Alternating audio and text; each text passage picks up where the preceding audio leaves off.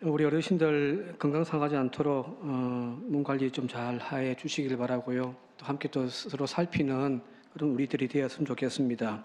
지금 전 지구에서 발생하고 있는 대형 산불, 홍수, 폭염, 가뭄 이런 자연재해가 이제는 상상을 초월할 정도가 되어져 버렸습니다. 어쩌면 지금이 가장 시원할 때라고 이야기를 또 하고도 있지 않습니까? 모두가 기후 위기, 기후학자들은 기후 위기란 말도 너무 안일하다고 이야기를 하면서 요즘에는 기후 재앙이라는 말을 즐겨 쓰기도 있습니다만은 벌써 7월 초부터 폭염이 이어지고 있는 것이 일상이 이제 되어질 것이고 하루에 400에서 500mm 비가 막 폭우처럼 쏟아지는 이런 현상들도 앞으로는 일상이 되어질 것이다라고 이야기를 하고 있으니 정말 두렵습니다. 그죠? 이러다가 망하는 거 아닌가? 지구에 종말이 오는 것 아닌가 하는 두려움도 생기기 마련입니다. 심지어 실제로 기후학자들 중에서는 인류세의 종말이 이제 얼마 남지 않았다고까지 과학자들이 이야기할 정도니까요. 오늘 본문의 주제가 함께 나눌 말씀의 주제가 바로 말세에 대한 성경의 교훈입니다. 1절 보게 되었으니까 1절에 너는 이것을 알라 말세에 고통하는 때가 이르러. 유대교의 뿌리를 두고 있는 기독교의 역사관은 종말론이라고 하는 특징을 가지고 있습니다. 다른 종교와 달리 하나님의 세상의 처음 시작을, 창조의 시작을 이루셨고 또 그 인류의 역사의 마지막 끝이 있다라는 거예요. 그게 종말론입니다. 시작과 끝이 있다라고 하는 일직선의 역사관. 반면에 동양 같은 경우는 순환이잖아요. 그죠? 윤회니 그런 사상들은 다 순환이란 말이에요. 근데 기독교의 특징은 일직선입니다. 시작과 끝이 있습니다. 그래서 기독교에서든지 아니면은 그 기독교의 아류들, 이단들에서 유독 시한부 종말론이 많이 나오는 이유, 그래서 우리 사회를 혼란스럽게 만드는 이유가 왜 기독교는 저렇지? 라고 우리가 비난받는 이유가 뭐냐면은 바로 여기 다른 종교와 달리 기독교는 종말론적인 역사관을 가지고 있기 때문입니다. 자, 오늘 설교를 통해서 이 말세에 대한 현상들을 살펴볼 것인데 설교를 시작하면서 먼저 말씀드리는 것은 이 종말이 언제 일어날 것이고 이 일어날 때에 어떤 현상들이 일어나서 하나님의 종말이 이제 곧 우리 앞에 다가왔다. 그걸 이야기하려고 하는 것은 아님을 분명히 밝혀드릴게요. 잘못되어진 종말론자들이 현실에서 일어나고 있는 사건들, 전쟁이 일어나고 기근이 일어나고 지진이 일어나고 이런 현상들을 가지고 봐라. 여기 지금 성경에서 이야기하는 이런 현상들 지금 일어나고 있지 않느냐. 그래서 지금이 종말 때다. 곧 있으면 주님 오신다. 그 이야기들 많이 했단 말이에요. 그걸 이야기하려고 하는 것은 아니에요. 사실 역사의 종말에 대한 예측은 이미 초대교회, 교회가 시작되어지는 초대교회에서부터 말세에 대한 신앙으로부터 시작되어진 거거든요. 임박한 종말이 곧 임했다라고 믿었던 것이 초대교회였습니다. 이름 잘 아시는 사도행전 2장 4장에 나와 있는 초대교회에 우리가 은혜라고 이야기하는 사람들이 날마다 모이고 서로 재산을 갖다 바치고 그걸 팔아가지고 가난한 사람 나누어주고 물건을 서로 통용하면서 했던 그 아름다운 신앙 공동체 왜 이루어졌겠습니까? 곧 주님 오신다고 믿었기 때문이거든요. 무슨 재산이 왜 필요해요? 그죠? 땅덩어리가 왜 필요해요? 전형적인 임박한 종말론의 신앙 형태를 보여주고 있습니다. 초대교회에서부터 이미 종말 신앙이 시작되어졌고요. 우리가 알고 있듯이 2000년 기독교 역사 시간마다 말세에 대한 경고가 어느 시대에나 다 있었습니다. 요즘에만 있는 게 아니에요. 옛날에도 다 있었어요. 사회가 불안정해지고 여러 자연재해가 일어나고 팬데믹 같은 전염병이 막 휩쓸고 그래서 공동체가 위기에 처했을 때 사람들마다 종말이 다가왔다라고 하는 생각을 항상 가졌던 겁니다. 자, 그렇습니다. 종말은 2000년 전이나 지금이나 그 정상이나 그 현상들은 다 똑같이 있어 왔었습니다. 따라서 이런 사건들 가지고 뭐 전쟁이 일어났니? 이걸 가지고 막 계산을 하고 또 성경 말씀과 비유해가지고 또 맞추기, 끼워 맞춰가지고 지금 종말 때다. 곧 있으면 하나님 온다. 그런 잘못되어진 신앙 우리가 조심합시다. 예? 인터넷 들어가 보면요. 종말에 대한 이야기들 넘쳐납니다. 근데 주로 이야기가 뭐냐면 바로 이런 거예요. 자연현상들이 일어나고요. 전쟁이 일어나고요. 우크라이나 전쟁을 어떻게 평가하는 것이 막 나오고요. 이스라엘과 저기 이란이 지금 전쟁이 일어나고 있는데 야 이거 봐라 하면서 막 종말에 대한 이상한 이야기들을 하는 그런 유튜브들도 많아요. 믿지 맙시다. 2000년 전에도 전쟁이 있었고 수없이 2000년의 역사 가운데서 많은 자연현상들이 이런 일이 계속해서 있어 왔다는 거예요. 종말은 예수님이 오신 이후로 지금까지 계속해서 진행형입니다. 자, 그러면 언젠가는 끝날 거 아니에요, 그죠? 언젠가는 끝날 거예요, 역사가. 그런데 그때와 그 시간은 주님도 모른다고 하시잖아요. 저도 몰라요. 예수님께서 그것은 아버지만이 아신다라고 이야기하시고 있으면서 그런데 너희들이 지혜를 가지고 이 종말의 때에 대한 것을 예비하라고 하시면서 하신 말씀이 뭐냐면은 마태복음 24장 6절부터 8절까지인데 같이 한번 읽어볼게요. 세 번역으로. 마태복음 24장 6절에서 8절입니다. 영상 없습니까? 없습니까? 오늘 하나도 없습니까?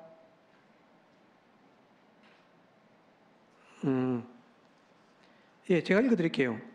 또 너희는 여기저기서 전쟁이 일어난 소식과 전쟁이 일어나리라는 소문을 들을 것이다. 그러나 너희는 당황하지 않도록 주의하라. 이런 일들이 반드시 일어나야 한다. 그러나 아직 끝은 아니다. 민족이 민족을 거슬러 일어나고 나라가 나라를 거슬러 일어날 것이며 여기저기서 기근과 지진이 있을 것이다. 그러나 이런 모든 일들은 진통의 시작이다라는 거예요. 정말 역사의 마지막 때가 이제 임하는데 그런데 그때 일어날 여러 가지 징조 현상들이 뭐냐면은 전쟁, 기근. 여기서 말하는 기근이란 가뭄이죠, 그죠? 홍수가 나고 가뭄이 나고 그래서 식량이 부족해지는 거예요.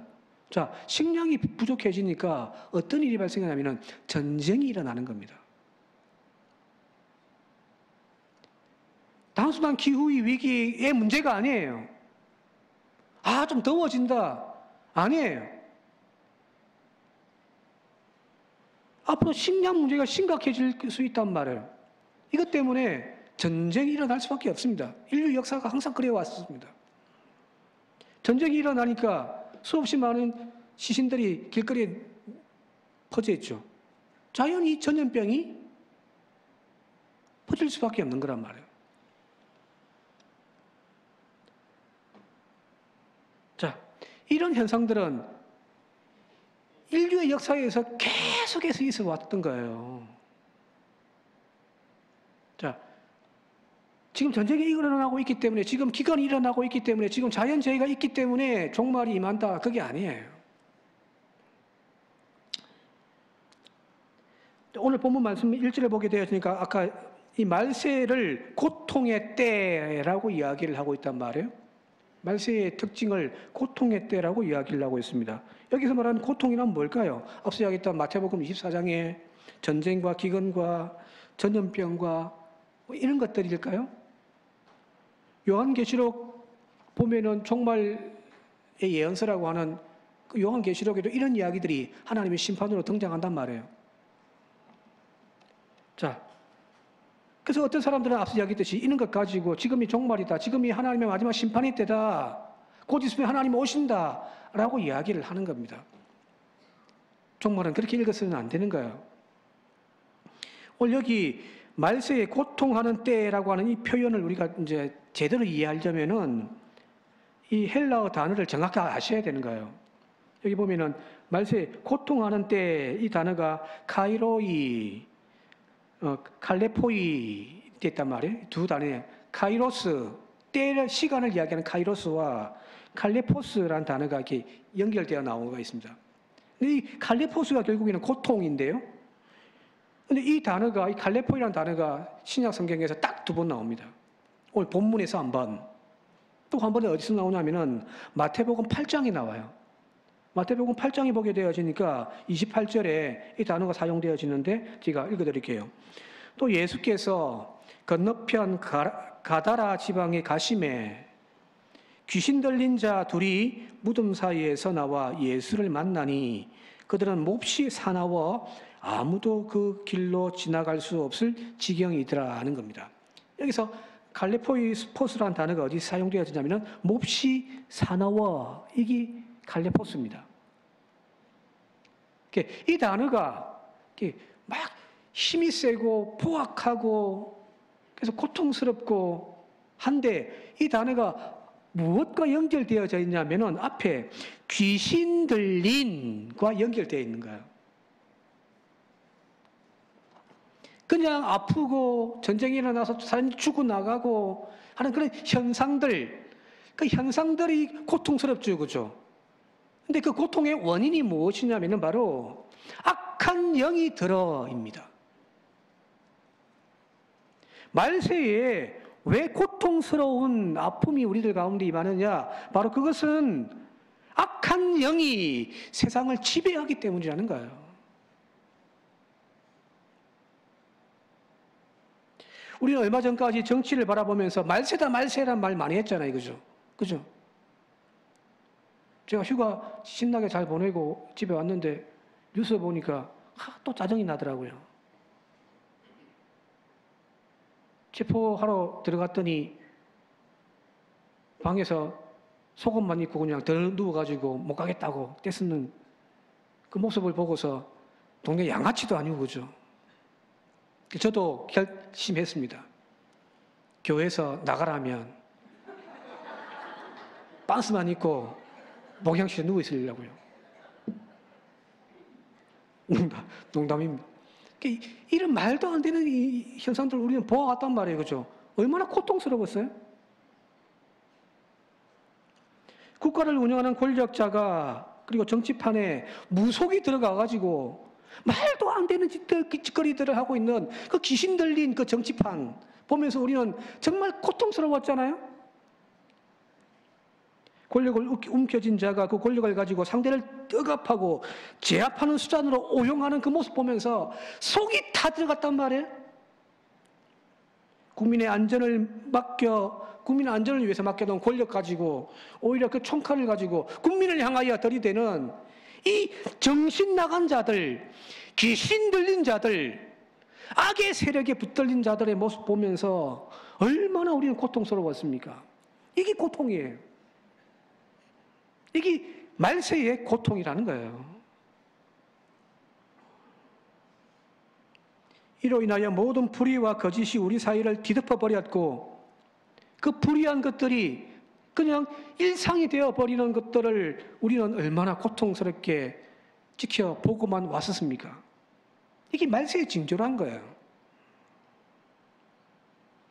이 더러운 것들이 하나님의 정의와 진리, 사랑을 파멸시켜버리고 악이 지배하는 세상을 바라보는 그 고통, 이게 말세의 징조라는 겁니다. 심지어 하나님의 진리를 따라야 할 교회들조차도 그들 편에 서서 불의를 옹호하는 그들의 한패가 되어지는 그 모습 보면서 얼마나 절망스러웠습니까? 물론 전체 교회가 아니잖아요. 그죠? 일부 소수 교회의 그런 교회 지도자들, 교인들의 모습이기도 했지만 그 모습 보면서 우리는 얼마나 고통스러웠습니까? 나쁘고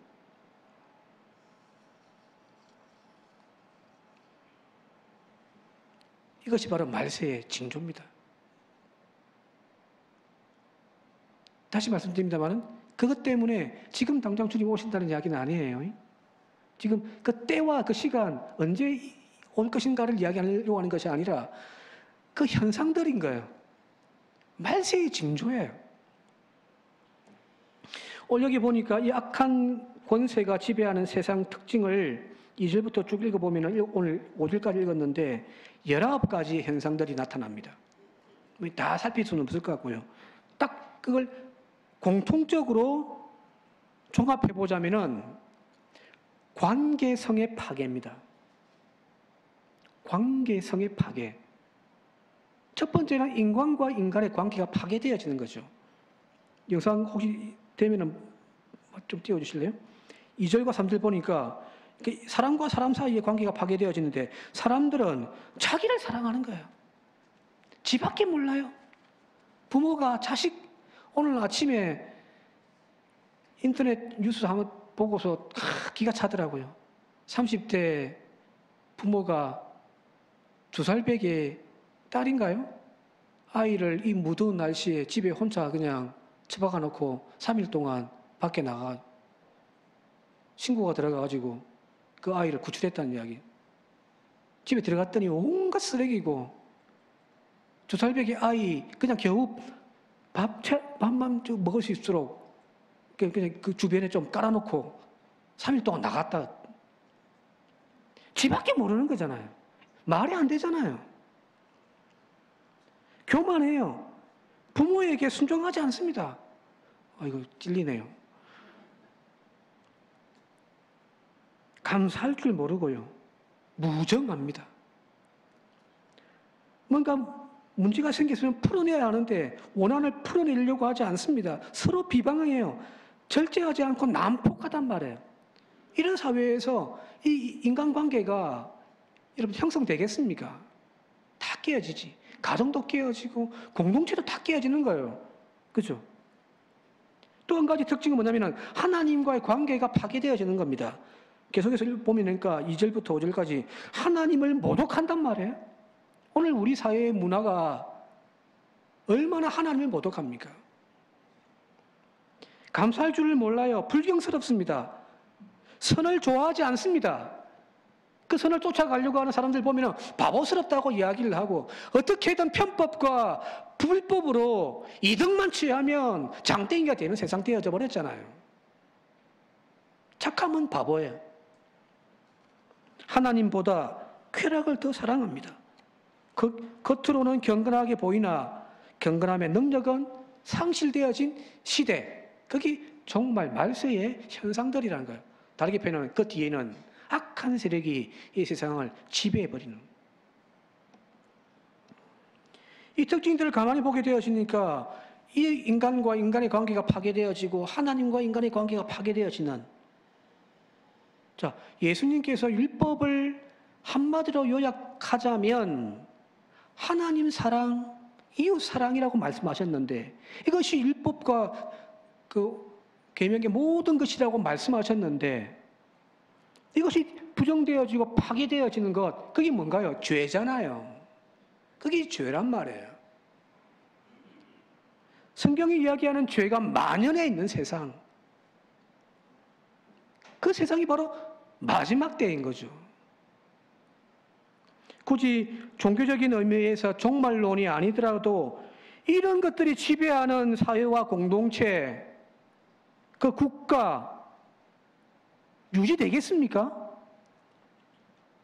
집에만 가면은 서로 비방하고 서로 집 밖에 모르고 감사할 줄 모르고 원한을 풀려고 하지도 않고 지옥 같은 그 가정이 여러분들 유지되겠습니까? 깨지지.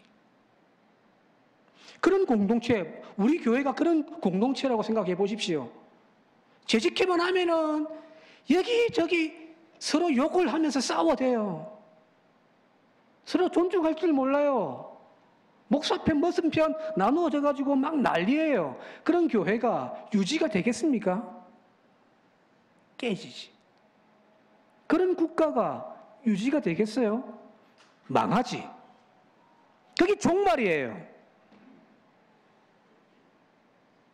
물론 역사의 마지막 심판 가운데 임하시는 하나님의 은혜 가운데 모든 것이 끝나는 종말이 있습니다마는 오늘 우리의 삶 속에도 마찬가지인 거죠. 악한 것들이 우리를 지배하다 보니까 불의가 판을 치게 되어지고 여기 나와 있는 현상들 때문에 그 공동체가, 그 인생이 여러분들 온전할 수가 없습니다.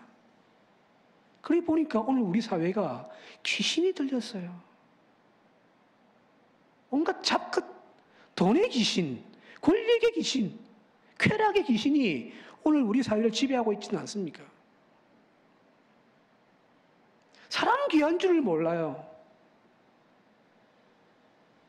그래서 이재명 정부 들어가지고 조금 나아지려고 하는 것 같긴 한데, 그렇게 감사한데, 우리 사회가 얼마나 이런 악한 것들이 지배하는 세상이었는지 우리 스스로를 좀 돌아봤으면 좋겠습니다.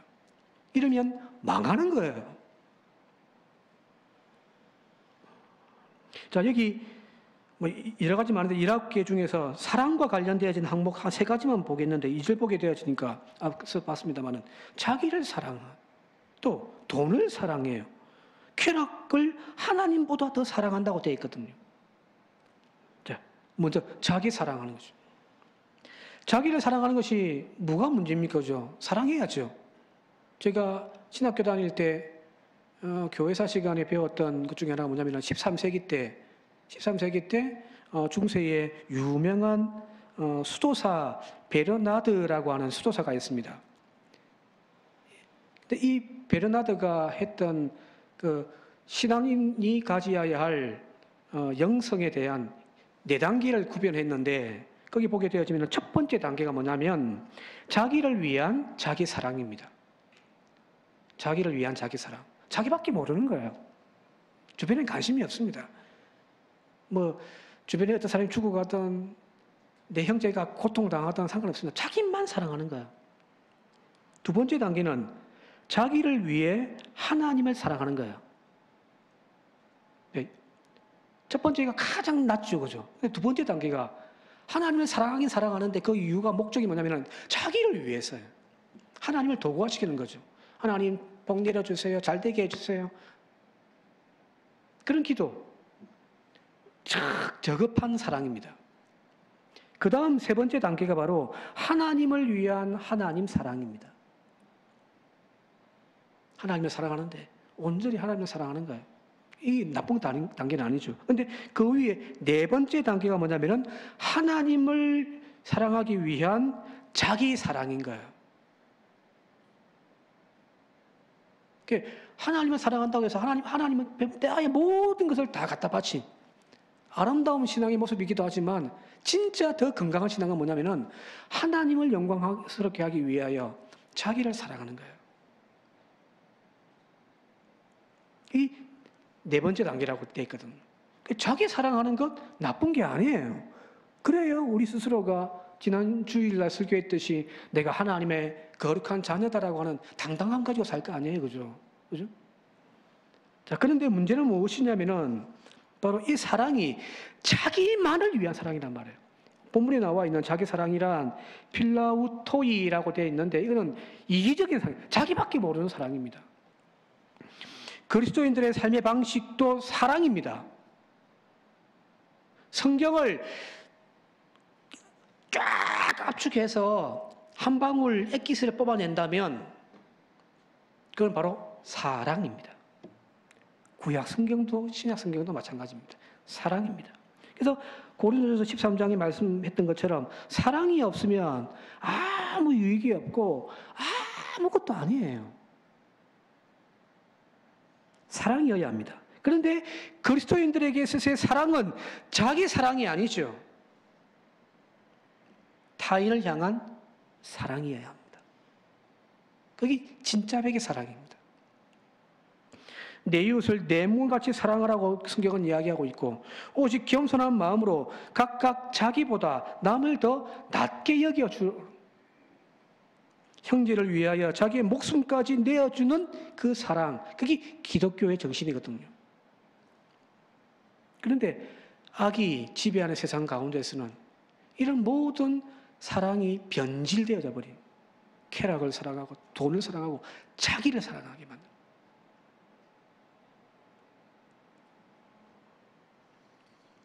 여기 또 돈을 사랑하며 되었단 말이에요. 오늘날 이 자본주의 사회에서 가장 큰 신은 돈입니다. 뭐니 해도 머니죠.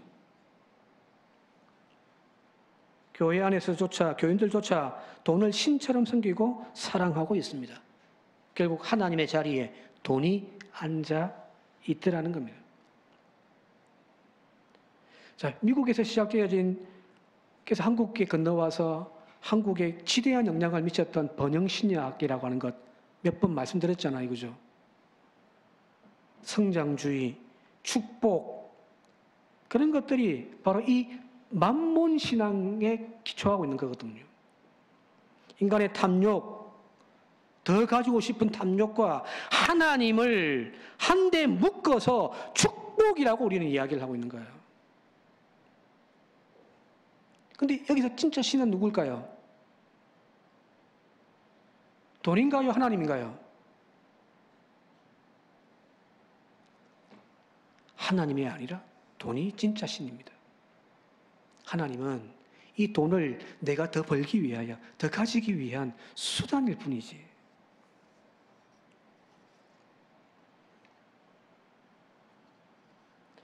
사람 나고 돈 났지, 돈 나고 사람 난 거 아니잖아요.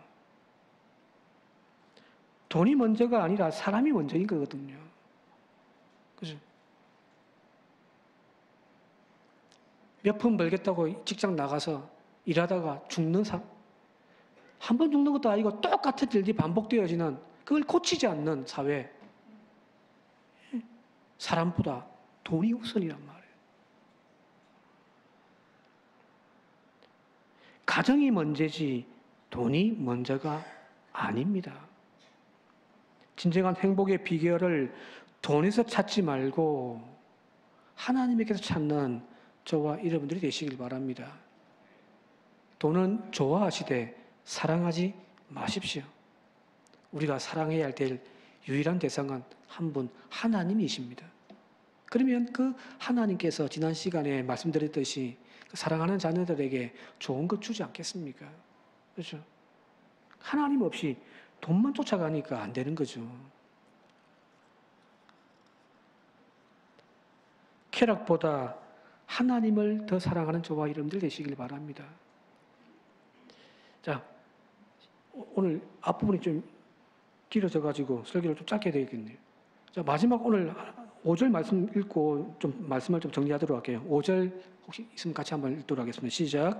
경건의 모양은 있으나 경건의 능력은 부인하니 이 같은 자들에게서 네가 돌아서라 하는 겁니다. 세상 사람들만의 문제가 아니에요. 세상의 문화만이 타락되어진 것이 아니란 말이에요. 오늘날 교회도 마찬가지인 거예요. 믿는 사람들의 이야기잖아요. 경건의 모양은 있는데 경건의 능력이 없더란 말이에요.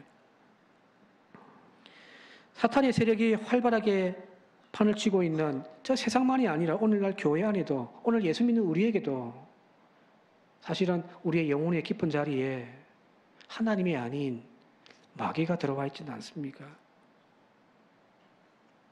기도가 만사 형통임을 우리가 믿고 고백하면서도 기도하지 않잖아요.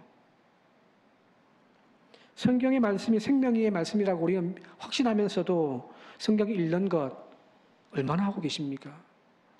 또 읽는 것, 듣는 것 거기만 머물러 있고 그 말씀을 삶으로 체득하려고 애쓰고 노력하는 데에는 게으르지 않습니까? 경건의 모양은 있는데 경건의 능력이 상실되어진 오늘 교회들의 모습.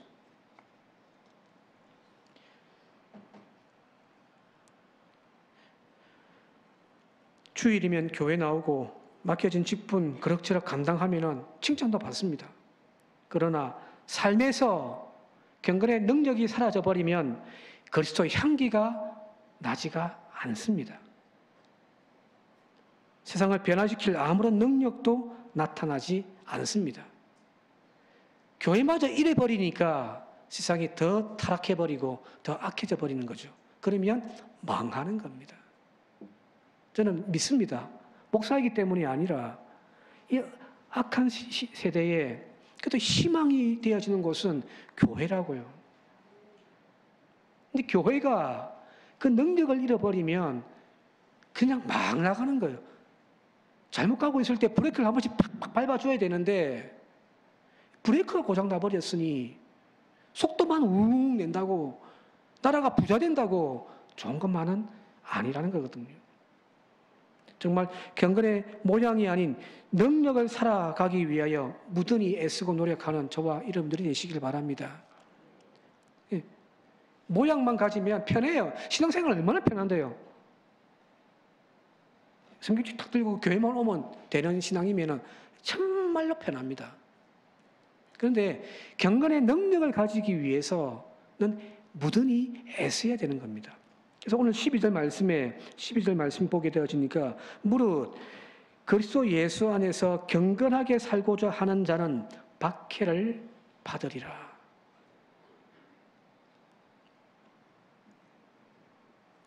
앞서 얘기했던 여기 능력이란 단어가 전에도 한번 말씀드렸는데 헬라어로 듀나미스입니다.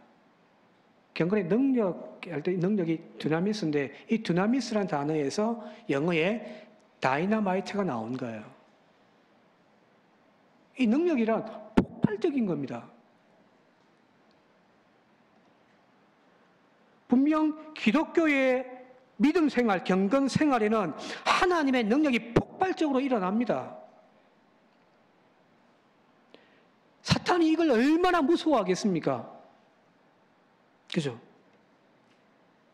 진짜 예수 제대로 믿으려고 하는 사람들, 그런 교회들, 거기는 성령의 엄청난 폭발력이 일어나는데 그걸 마귀가 악한 세력들이 얼마나 싫어하겠습니까? 그래서 교회로 하여금, 성도로 하여금 여러분들 그냥 경건의 모양만 가지도록 만들어 버리는 겁니다. 여러분들 오늘 그 마귀에게 속는 저와 여러분들 되지 않기를 바랍니다. 우리에게 모세의 지팡이가 손에 들려져 있음을 바라보고 깨닫는 저와 여러분들 되시길 바랍니다. 기도예요. 다음 주에 기도에 대한 이야기 할 건데 말씀에 순종하여 살아가면요 박해받고 쪼다 같은 소리 들을지를 몰라도 여러분들 그 사람 때문에 세상이 바뀌어지는 겁니다. 이제 말씀 정리해 마치도록 할게요. 사탄이 지배하고 더러운 귀신이 우리를 지배하는 세상 그냥 내버려 두면요 망합니다.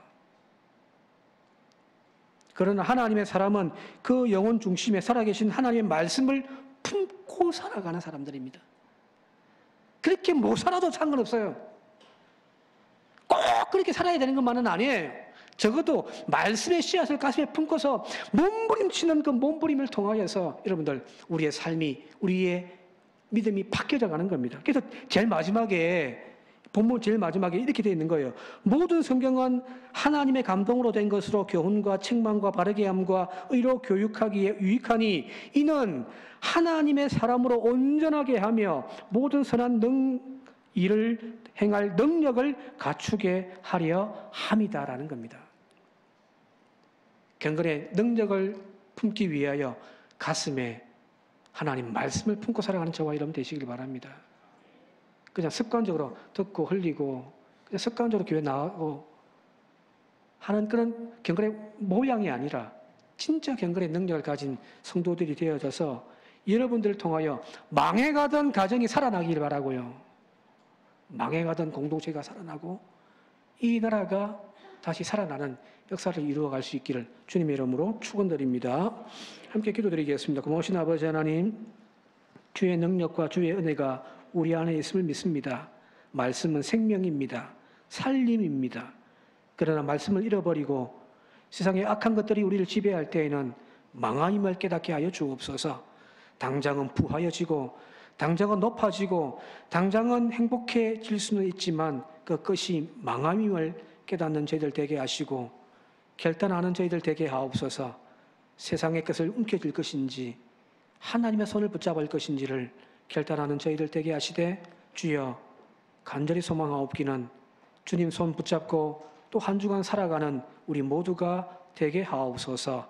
예수님 이름으로 기도드리옵나이다. 아멘.